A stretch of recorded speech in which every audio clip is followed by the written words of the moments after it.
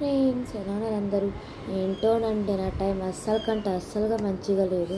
నేను మా అమ్మ చేతి దగ్గర తెచ్చుకున్నాను. మళ్ళీ ఈరోజు కూడా నాకు జున్ను ఇష్టం అని చెప్పేసి మా నాన్న జున్ను పాలు ఇచ్చి పంపించారు. సరేలే యూట్యూబ్ చూసి ట్రై చేద్దామని చెప్పేసి 3-4 వీడియోస్ చూశాను. దాంట్లో నుంచి ప్రాసెస్ అయితే స్టార్ట్ చేశాను. అమ్మ చెప్తూనే ఉంది, వద్దు ఆగు, నేను వస్తాను, నేను చేస్తాను అని. వాళ్ళు ఉండమ్మా, యూట్యూబ్ ఉండగా మనకేం దండగా అని చెప్పేసి స్టార్ట్ చేశాను. లాస్ట్లో ఏమిందో మీరే చూడండి.